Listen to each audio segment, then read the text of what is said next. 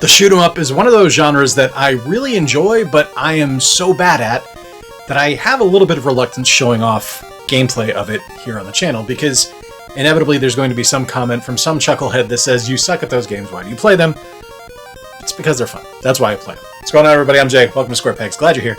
Today we're talking retro shmups that are still awesome to play here in 2026, and there's a lot to choose from, right? Like, most classic shmups are still fun, but these 10, I think, are excellent. I want to hear what you think about them as well. But we're going to kick things off right now, heading back all the way to the NES with one of the most classic shoot 'em ups of all time.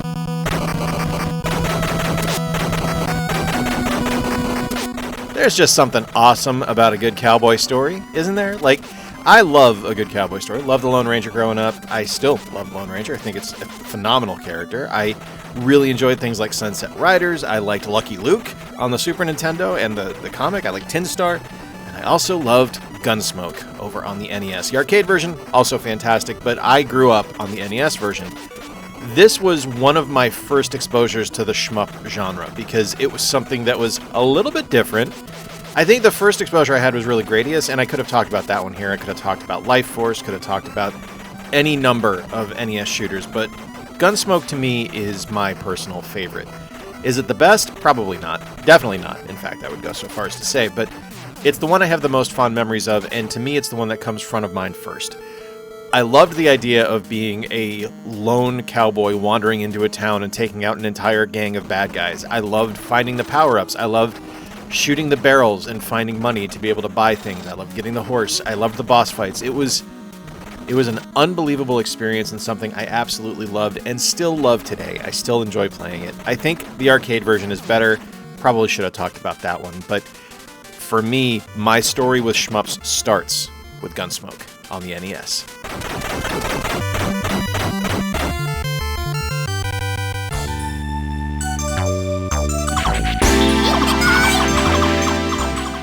I first discovered Gunbird 2 on the Nintendo Switch and then went back and got it on the Dreamcast, which is the version you're seeing here. This is a marvelous little vertical shoot-'em-up that is, while adorable in appearance, incredibly challenging and ridiculously fun. It's one of those games that, despite the frustration of you continuously dying, or at least me, as I mentioned at the top of the video, I'm really bad at shmups. I love them. I'm just awful at them. This is one of those games that even if you're having a rough go of it, you're going to want to keep playing because it's inherently charming, it's exciting, the look of the game is wonderful, the music is great, the controls are stupidly solid, like just incredibly responsive, and it's just fun to play. Like it's like playing an anime come to life. And there's a few kind of shoot-'em-ups like that on this list, at least for me, that feel like something that stepped out of a cartoon and you're just taking control of it, and I think that's pretty amazing. One of the things I really like about the Dreamcast version is that you actually get to play as Morrigan from Darkstalkers, which I think is great. One of my favorite characters from fighting games, so really clever little kind of combination and inclusion here. Like that Capcom did that, and it's just a solid game, man.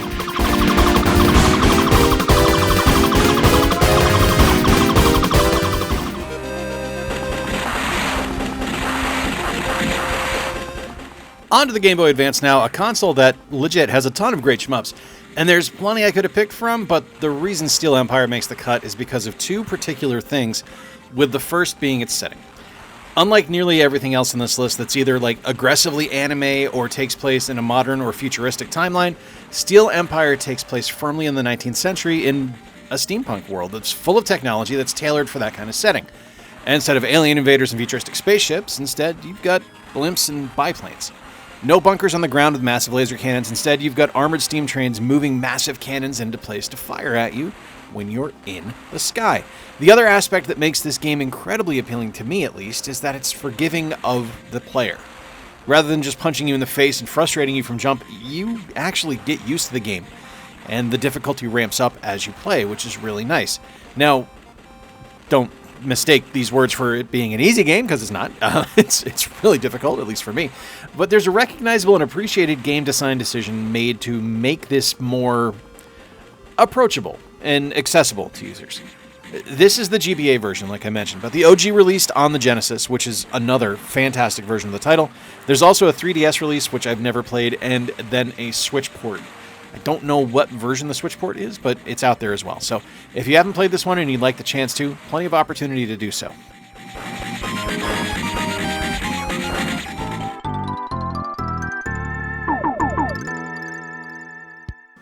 Who doesn't want to fight monsters from Japanese mythology? Who doesn't want to combat yokai? Who doesn't want to be a tanuki? I mean, those are all answers that I would say yes to. And if you want that in your life, you need to play Pocky and Rocky. This is from Natsume. It's amazing. It's wonderful. It's challenging. It's just a wonderful game that, to me, is like, while there's a difficulty here, and it is hard, it's one of those games that I think can be a bridge shmup that you can use to teach people about the genre, because they're going to get taken in by kind of the overall adorableness of it, because who doesn't want to shoot a yokai as a tanuki? It's one of those things where it's just like, it's just cute enough that they're going to be able to overlook that they're getting their faces ripped off by monsters. It's a really fun game, though, and it's something that's excellent on the Super Nintendo. Like, I love the Super Nintendo release. There was also a Switch release recently. I can't remember the full title of it, Pocky and Rocky Return or something like that. And that's also wonderful. It's just a great series, and it's something that, to me, is like I said, one of those great shmup equalizers that you can use as a bridge to teach people about the genre.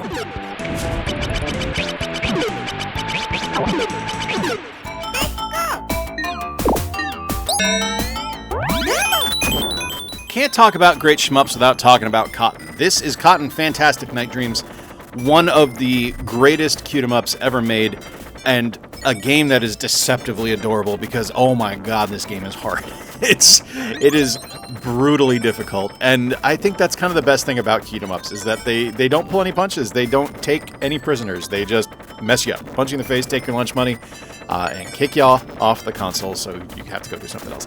I love the Cotton series. I have been a fan for a few years now. I didn't actually know about it until probably about 10 years ago, and discovering it was something where I was like, where has this game been my entire life? And then everyone else already knew about it except me. I was very late to the party, but it's got a solid challenge, a great design, wonderful music. It can be frantic and overwhelming, and the characters are ridiculous in design. It's one of those just like aggressively in-your-face games that you don't mind being aggressively in your face because that's the way it's supposed to be. Like, it's so over the top that if it was scaled back at all, it wouldn't feel right. And if it was any more frantic than it already is, it would be too overwhelming. So it's really struck a perfect balance of enjoyable and challenging and chaotic. It's like that perfect triangle of success, I guess, for lack of a better term.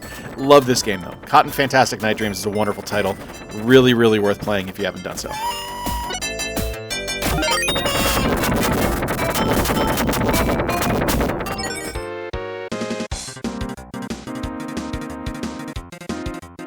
I will admit, Phalanx is on this list mainly because I just wanted to show off the box art. That's my grandpa. It's not actually my grandpa, but I think it's gaming's grandpa. I think that's probably the best way to look at it. Phalanx has one of the strangest box arts of all time. Like, legit, just one of the weirdest box arts. I remember seeing this when I was younger, had no idea it was a shmup, had no clue what kind of game this was. I just knew there was an old man on the cover, and I wasn't interested in playing it, so I didn't play it until literally 2 years ago. When I think I saw Riggs do a video, and he mentioned how much fun it was as a shmup, and I was like, that's a shmup? No kidding. It's really good, and it's an incredibly forgiving shmup. I think that's the thing I like the most about it, is that it's not one that is going to just like really just like force difficulty down your throat. It's something that, yeah, it's hard, yeah, it has a challenge to it, but it's forgiving, and you're able to kind of like learn the game a little bit before it just pulls the rug completely out from underneath you. Wonderful title. There was also a Game Boy Advance release, which is just as great. It's another fantastic release as well. But this one here on the Super Nintendo is such a unique experience because you get that cognitive dissonance of what that cover art looks like versus what the actual game is. It's a marvelous set of confusion that is just delivered right to your front door.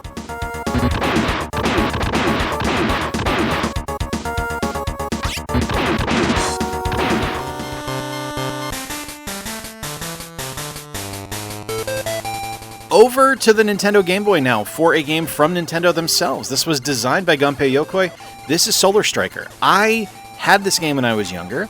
I loved this game. I thought it was a fantastic little shmup on the Game Boy, and it was such a perfect experience for a small screen. It plays incredibly well. There's a solid challenge here, and it's something where it's a Nintendo shmup. Those don't happen terribly often, folks. Like, we had Donkey Kong 3, we had Star Fox.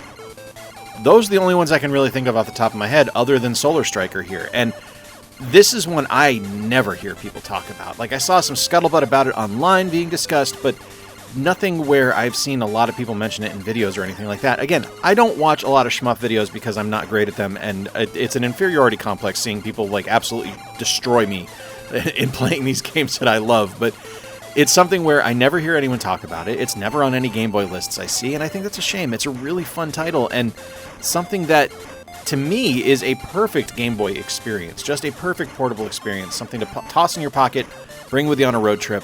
Really, really fun game.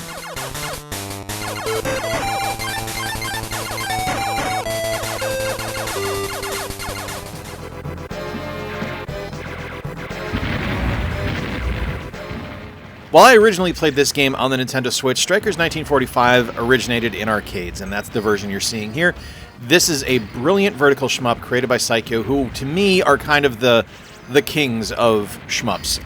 A lot of arguments can be made for Toplin, but to me, Saikyo are the guys that really perfected it. And this is one of those games that, despite the fact that it can be a bullet hell, and it can be incredibly difficult, and it's a very, very kind of frustrating game at times, it's such a beautiful design and such a wonderful game from top to bottom that you're gonna want to keep playing. This takes place in 1945, after World War II has completed.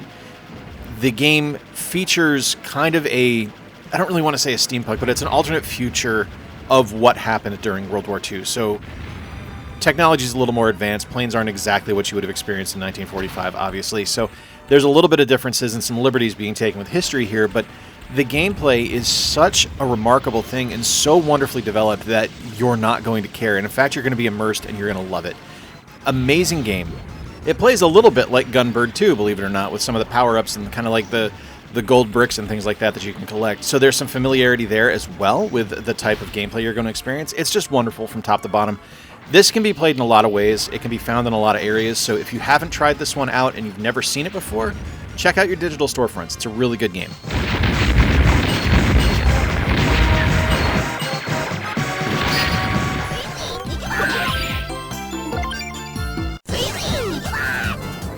TwinBee Yahho is a vertical cute-em-up in the TwinBee series. It's wonderful.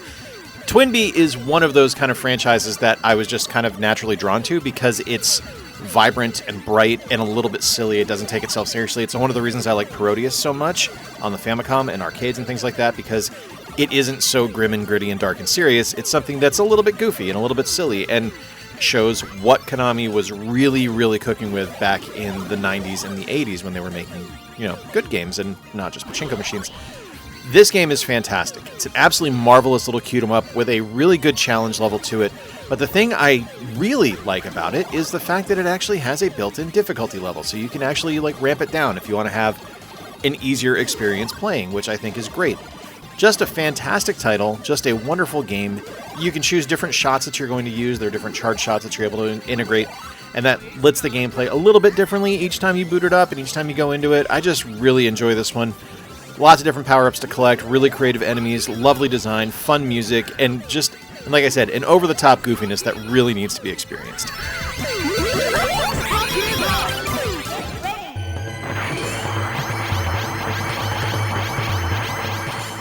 I like Blazing Star. This is a really good game, and one of the things I really like about it is it's really relevant in today's society. It's about destroying AI, and that makes me happy. This is a game from SNK. It's a really wonderful Neo Geo title. This is the arcade release. It's just a solid horizontal shooter. It feels a little bit like R-Type. It's definitely sci-fi based. You can charge up shots and things like that. So it's familiar. It's something that a lot of people will kind of fall naturally into. If you've played a horizontal shooter before, if you've played R-Type before, this is going to be something where you're going to just immediately drop in and be like, yep, I am good to go. One of the things I do like about this is that there are different ships to choose from, different pilots, different cyborgs. These are the characters that you control. Each one has a little bit different ability. Each one plays just a little bit differently, so it actually builds in quite a bit of replay value, because if you want to master the game perfectly, you're going to need to learn how to play each character effectively. Power-ups to collect, just like any good shmup. It's just a really solid game. I think it looks wonderful. It's really kind of a hallmark of what the Neo Geo system was capable of and what was happening on that console at the time. Great game. You should check this one out.